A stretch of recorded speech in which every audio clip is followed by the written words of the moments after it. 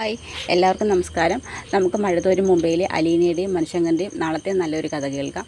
അങ്ങനെ ഗോവർദ്ധനോട് ബാലേന്ദ്രൻ പറയുന്നുണ്ട്, വൈജയും സ്റ്റാൻലിയാണ് അലീനയുടെ മാതാപിതാക്കൾ എന്നുള്ള സത്യം ഗോവർദ്ധൻ ബാലേന്ദ്രനിൽ നിന്ന് അറിയുകയാണ്. അതിനുശേഷം ബാലേന്ദ്രനെ ഗോവർദ്ധൻ ഓരോന്ന് പറഞ്ഞ് ആശ്വസിപ്പിക്കുന്നുണ്ട്. തന്നോട് കൊല്ലപ്പള്ളി വീട്ടുകാർ ചെയ്ത ചതിയും 23 വർഷം തൻ്റെ ഭാര്യ തന്നിൽ നിന്ന് ഇത്രയും വലിയൊരു ചതി മറച്ചു വെച്ച കാര്യമൊക്കെ ഗോവർദ്ധനോട് പറഞ്ഞ് ഭയങ്കരമായിട്ട് അങ്ങ് വിഷമിക്കുകയാണ്.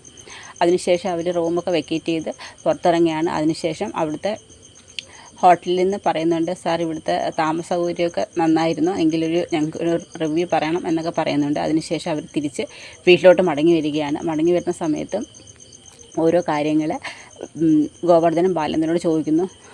ബാലേട്ടൻ എങ്ങനെയാണ് അലീന വൈജയച്ചിയുടെ മകളാണെന്ന് തിരിച്ചറിയുന്നുള്ള കാര്യങ്ങളൊക്കെ ചോദിക്കുന്നുണ്ട്. അങ്ങനെ എല്ലാ സത്യങ്ങളും ഗോവർദ്ധനോട് ബാലേന്ദ്രൻ മനസ്സ് തുറന്ന് സംസാരിക്കുകയാണ്. അതിനുശേഷം അവർ തിരികെ വീട്ടിലോട്ട് വരുന്നുണ്ട്. വീട്ടിലോട്ട് വരുന്ന സമയത്ത് അലീന അവരുടെ കാറിൻ്റെ ഹോണടി കേൾക്കുമ്പോഴേ ഓടി പുറത്തോട്ട് വരുന്നു. അച്ഛാ എന്നൊക്കെ പറഞ്ഞ് കയ്യിലൊക്കെ പിടിച്ച് അകത്തോട്ട് കൊണ്ടുവരികയാണ്. ആ സമയത്ത് ഗോവർദ്ധനൻ അലീന ഇങ്ങനെ അതിശയത്തോട് നോക്കുകയാണ്. കാരണം സ്വന്തം മകള് അച്ഛനോട് എങ്ങനെ പെരുമാറുന്നു അതേ രീതിയിൽ തന്നെയാണ് അലീന ബാലേന്ദ്രനോട് പെരുമാറുന്നത്. തിരിച്ചും അതുപോലെ ഒരു മൂത്ത മകളോടുള്ള വാത്സല്യം തന്നെയാണ് അലീനയോട് ബാലേന്ദ്രൻ കാണിക്കുന്നത്.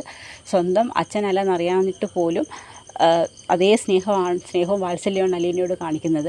അങ്ങനെ അകത്തോട്ട് വരുമ്പോൾ അലീന എല്ലാവർക്കും ചായയെ കൊണ്ടുവരും. ആ സമയത്ത് ഗോവർദ്ധനൻ പറയും, എനിക്ക് ചായയൊന്നും വേണ്ട മോളെ. അല്ല അങ്കിൾ എന്താ വന്നപ്പം മുതൽ എന്നെ ഇങ്ങനെ ആദ്യമായിട്ട് കാണുന്ന പോലെ നോക്കുന്നത്? ഒന്നുമില്ലെന്ന് പറയും. ചായ കുടിച്ചിട്ടോ അങ്കിളെ? ചായ ഒന്നും വേണ്ട മോളെ, വരുന്ന വഴിക്ക് ഞങ്ങൾ ചായയെ കുടിച്ചിട്ടാണ് വന്നത്. സുലോചന അവിടെ കാത്തിരിക്കുകയാണ്.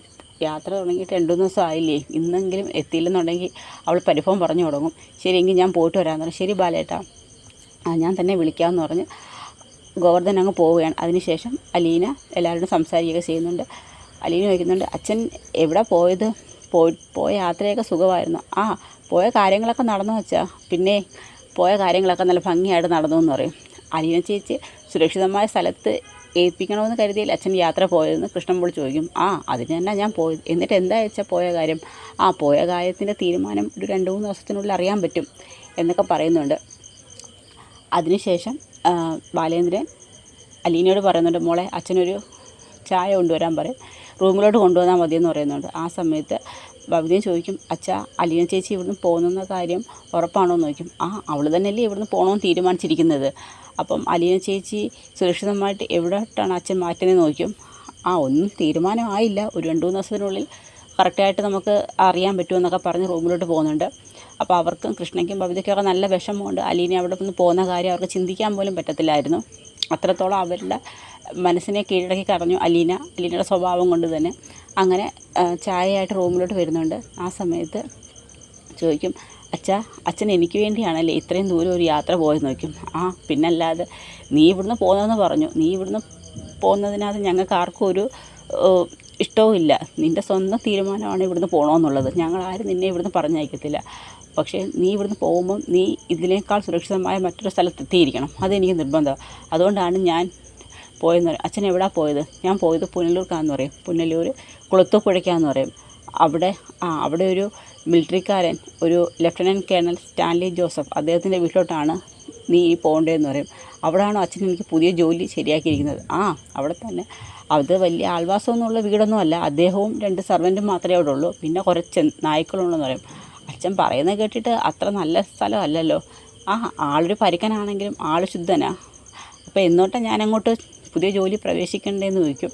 അത് ഒന്നും പറയാറായിട്ടില്ല. ഒരു 3 ദിവസത്തെ സമയം കഴിയണം. 3 ദിവസത്തിന് ശേഷമേ ഒരു തീരുമാനം പറയാൻ പറ്റത്തുള്ളൂ എന്ന് പറയും. അങ്ങനെയാണോ? അതെ. എന്നാലും എനിക്കിവിടുന്ന് പോകണോ വെച്ചാന്ന് ചോദിക്കും. അതെ, നിൻ്റെ തീരുമാനമില്ലേ ഇവിടുന്ന് പോകണമെന്നുള്ളത്. ഞാനിവിടുന്ന് പോയാൽ മാത്രമേ മാഡം ഇങ്ങോട്ട് തിരിച്ചു വരത്തുള്ളൂ എന്ന് പറയും. അത് പിന്നത്തെ കാര്യമില്ലേ മോളെ, അവൾ തിരിച്ചു വരുന്നത് പിന്നെ നീ ഇവിടുന്ന് പോയതിന് ശേഷമുള്ള കാര്യമെന്ന് പറയും. അതൊക്കെ നമുക്ക് പിന്നീട് ആലോചിക്കാം. അല്ലച്ചാ, ഞാനിവിടുന്ന് പോയി കഴിഞ്ഞാൽ ഉറപ്പായിട്ടും മാഡം ഇങ്ങോട്ട് തിരിച്ചു വരും. ഞാനിവിടെ നിൽക്കുന്നതാണ് ഏറ്റവും വലിയ ബുദ്ധിമുട്ട്. നിങ്ങൾ പഴയ പോലെ സന്തോഷമായിട്ട് ജീവിക്കണം, അത്ര മാത്രമേ എനിക്കുള്ളതെന്ന് പറയും. അതൊക്കെ നമുക്ക് ആലോചിക്കാം എന്നിങ്ങനെ ബാലേന്ദ്രൻ വലിയ മനസ്സോടെ പറയുകയാണ്. അതിനുശേഷം ഭവിതയും കൃഷ്ണയും കൂടി പിന്നെയും സംസാരിക്കുകയാണ്.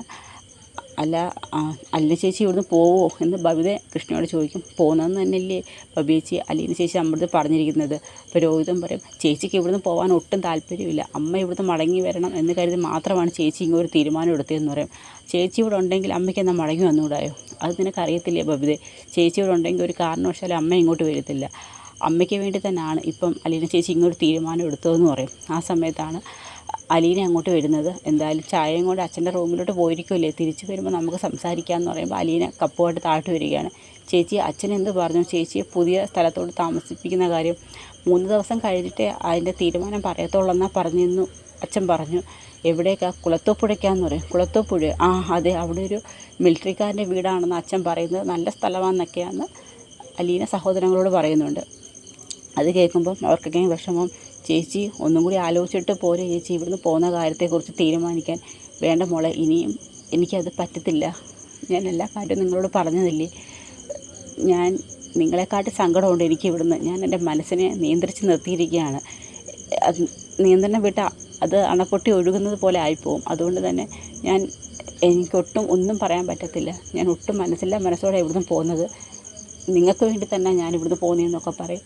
അപ്പോഴത്തേക്ക് അലീനയുടെ മനസ്സ് അവരൊക്കെ കാണുമായിരുന്നു. അലീനയ്ക്ക് ഒട്ടും ഇഷ്ടമില്ല ഇവിടുന്ന് പോവാൻ. പക്ഷേ അമ്മയെ തിരിച്ചു കൊണ്ടുവരാൻ വേണ്ടി മാത്രമാണ് അല്ല ചേച്ചി ഇവിടുന്ന് പോകുന്നതെന്ന് എല്ലാവർക്കും മനസ്സിലാവുന്നുണ്ട്. അങ്ങനെ അവരെല്ലാവരും അങ്ങ് പോവുകയാണ്. ആ സമയത്ത് അലീന അവിടെ വിഷമിച്ച് നിൽക്കും. ബാലേന്ദ്രനും കുട്ടികൾക്കും ഒന്നും ഇഷ്ടമല്ല അലീന അവിടുന്ന് പോകുന്നത്. അതിനുശേഷം സ്റ്റാൻലിയുടെ വീട്ടിലോട്ടാണ് അലീന പുതിയ സ്ഥലത്തോട്ട് എത്തിച്ചേരുന്നത്. പക്ഷേ ഇനി സ്റ്റാൻലി മകളാണെന്ന് അംഗീകരിച്ചാണോ അലീനയെ അങ്ങോട്ട് കൂട്ടിക്കൊണ്ട് പോകുന്നത്, അതോ ജോലി ആയിട്ടാണോ കൊണ്ടുപോകുന്നത്, അതൊക്കെയാണ് നമ്മൾ ഇനി വരുന്ന ദിവസം കാണാൻ പോകുന്നത്. പക്ഷേ അവിടുന്ന് പോകുന്നതിന് മുമ്പ് അലീന വൈജയന്തിയെ അറിയിക്കുന്നുണ്ട്. തൻ്റെ സ്വന്തം മകളാണെന്നുള്ള കാര്യം വൈജയന്തി അറിയിക്കും. അതിനുശേഷം സ്റ്റാൻലി വൈജയ അറിയുന്നുണ്ട്. സ്റ്റാൻലി വൈജയോട് പറയുന്നുമുണ്ട്, നമുക്ക് ആദ്യം ജനിച്ച മകളാണ് അലീന എന്നുള്ള സത്യം സ്റ്റാൻലി തന്നെ വൈജയെ അറിയിക്കുന്നുണ്ട്. അപ്പോൾ അതിൻ്റെയൊക്കെ വരും കഥകളാണ് നമ്മൾ ഇനി വരുന്ന ദിവസങ്ങളിൽ കാണാൻ പോകുന്നത്. അപ്പോൾ അതിനായി നമുക്ക് കാത്തിരിക്കാം. എല്ലാവർക്കും വീഡിയോ ഇഷ്ടമായ ഒന്ന് സബ്സ്ക്രൈബ് ചെയ്ത് സപ്പോർട്ട് ചെയ്യണേ.